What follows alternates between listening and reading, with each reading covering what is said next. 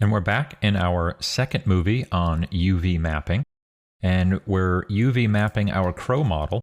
We've already started by laying out the UVs for the crow's wings, and now we're going to continue with mapping it, and we're going to go to the body next. I'm just going to make a pretty large selection here and just deselect the stuff that I don't want. And I'm also going to get that in there and that face in there. Now, we really don't ever need to lay UVs out for the entire model all at once. We can do just half of the model. So for right now, we have the entire torso of our bird selected. I'm going to lay those UVs out, but you'll see later that will be mirroring across here and that we could just do half, but let's do the whole thing just so that we have a better idea of how we lay these out. So I have a good selection there. And again, we want to match our projection to our selection. And if we go to create UVs, we have our projection methods: planar, cylindrical, spherical, and then automatic mapping. In this case, the best projection here is going to be a cylindrical map, as my selection looks like a cylinder. So I'm going to choose cylindrical mapping, and that will wrap the manipulator around my current selection, but it doesn't really fit my model very well. I want to rotate this up so that it does fit. And if we look inside the UV texture editor, we got kind of a big mess right here. That's not so good. So if we rotate our manipulator, you'll see this get shaped up as well. I'm going to leave both of these windows up here, and we'll click the red T on the cylindrical manipulator. And that's going to allow me then to use the universal manipulator to rotate that cylinder. And we'll just grab the X and rotate that out, and you can see down there in the UV texture editor how much that's shaping up. And I'm also looking here in my side view to where my cylindrical projection is now going with the direction of the body, and that's why my UVs now here lay out so much nicer. And again, to get to that rotation manipulator, we just click on this little T down at the corner of the manipulator itself. Now that's looking pretty good, but you can see here I've got one face that is offset from the other side. So I really want this face to go over here just to make it perfectly symmetrical. We can do that by going back to my cylindrical manipulator and rotate this, and we probably don't need to rotate it too much here, but just rotate it in the Y just a little bit, and we should be able to get that to pop over to the other side. There we go. And now I have a pretty good layout going for that. And we can check to see how those UVs are being laid out. I'm going to go back to our model. And they don't look too bad. They look like maybe they're getting pinched just a little bit there on the back side, and maybe a little bit of distortion right up in here. I'm going to right-click, go to UV, and select my UVs. And to attempt to get rid of this distortion, I'm going to use the Unfold tool. This is located under Polygons, Unfold. And let's open this up. And I just want to work on this particular piece. So to do so, I'm going to uncheck Pack. If you leave Pack checked, it's going to attempt to take all of your UVs and pack them into the 0 to 1 texture space. I'm not quite ready to do that, so I'm going to uncheck that just so that I can unfold this particular UV shell. All my other options there are fine, and we'll just hit Apply. And it scaled it down quite a bit. I'm just going to scale that back up just so that we can see it a little bit better.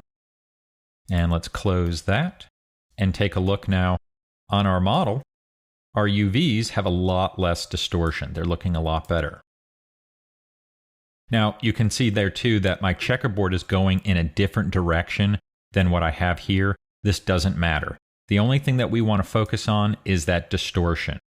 If you're seeing squares, regardless of the direction that they're going in, you have a good UV layout. So that's working pretty well, but I really don't like that it flared out. So I'm going to break this piece up just so that it will fit better in the long run into my 0 to 1 texture space. So let's turn off our checkerboard. And what I want to do is detach these sides here and then bring them back together as their own separate UV shell. I'm going to break this off and go to Edge and just click on that edge there.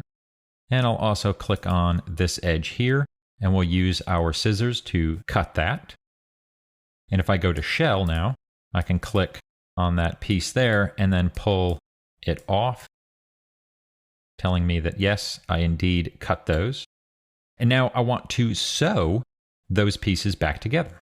To do that, I'm going to go to Edge, and we'll just select this edge here. This edge is going to go to this side over here. Notice that as I select these edges, their corresponding edge highlights automatically. So we'll select this edge here, and then it gets selected on the other side. This is telling me that, hey, these pieces go together. Now I can move and sew these two together. Now we have an icon that will do that. That's this guy right here, Move and Sew, Selected Edges. We can also access that under our Polygons menu, all the way down there towards the bottom, Move and Sew UV Edges. Either one, same tool, will get the same results. I'm going to click the icon, and that moves and sews that together. And I'm going to select that shell. What we could do is choose to unfold this piece again. Let's turn on our checkerboard and go back. I still don't really see any distortion there, so actually I think that piece is fine. But I do notice just a little bit of distortion up in that face right there on my other piece. So let's come back here, and we're going to select this shell, and we'll run our unfold tool on it again. Also, it's worthy to note, let me zoom out here, that we do have this pattern that goes really large and then it just drops off here. That doesn't drop off on the model. It still continues to go, and that pattern will go to infinity. Even though it looks like it's stopping right here, it really isn't. And let's go to our unfold tool, Polygons, unfold. We'll do apply. And I'll just scale that back up. And let's just take a look to see if that helped at all.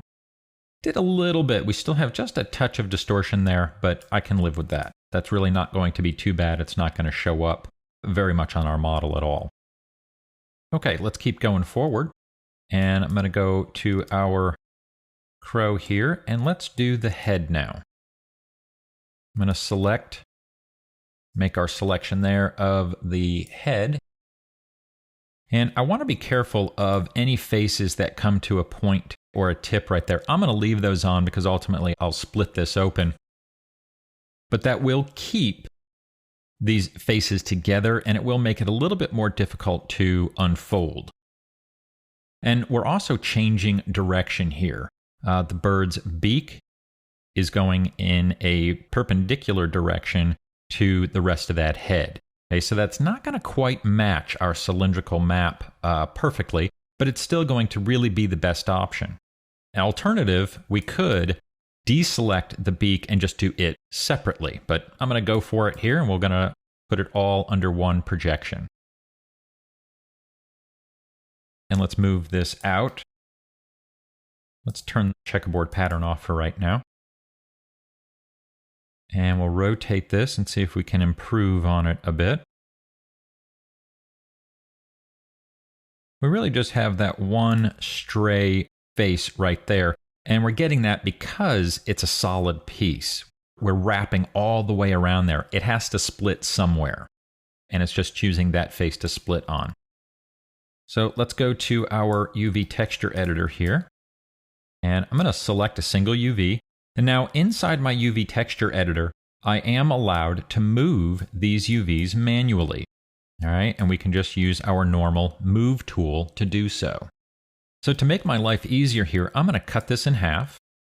I'm going to select all of the edges that are going down the center line there, and then just deselect the stuff around it. Just got that one edge there. There we go. I'll choose cut. Go to shell, and let's just pull that off just to separate these a bit. And now we can unfold them. I'll select this one first, and I'm going to use the unfold icon, which is this guy right here, as opposed to going through the polygons menu. And we'll choose to unfold that. And let's scale that back up, and that's looking a lot better. And we'll do the same over here. Unfold and scale that up, and we're also going to have to sew some of these edges together, and let's see which ones are corresponding. So that edge and that edge are corresponding edges. We'll move and sew those, and I'm guessing those two as well. Then we'll move and sew, and then we'll just run another unfold, and we can scale that back up there. Now if we wanted to, we could also piece these two together, and I can grab this edge. We have a corresponding edge there. That's really going to be about the best we're going to be able to do. We could try these two edges here, going there, and try matching those up. But I think we'll end up with some distortion there. So I'm just going to grab that outer edge and move and sew. And then from there, we could unfold again, just to make sure. But if we look at our UVs, they look pretty good. Our checkerboard pattern is being placed nicely. So we have the majority of our crow pretty much mapped out. The only things left here, we have the tail and we have the legs. The legs are just cylinders. They're pretty easy to do. We can just wrap those around there and then unfold. And same thing with that tail. But when we do the tail, we want to be careful not to include the back here, because we'll have to split that off. If that is included within our cylinder map, it's going to want to keep that cylinder together and it won't unfold all that well. And we could even do this as a planar projection, but I would grab all of that and do the back here as a separate piece, and we can just do a cylindrical map. Rotate this so that it fits nicely, something like that. And then just rotate it so that it's nice and symmetrical. And then we can project the back of this like that separately, and we can use our planar projection to throw that on there. That's going to project up really well. And then we can move and sew this piece back on here if we so desired. And having it sewn together is going to help get rid of our seams. Now these are flipped, but let's go ahead. We're going to move and sew. And you'll see that Maya flipped that back around for us and attached it there nicely. Okay, I'll let you finish out the rest. You can do the toes and the legs, again, just cylinders, maybe a planar projection or two in there as well, but mainly just for the ends. So that would be a planar. And then you could grab all of this here, the entire toe, as a cylindrical projection.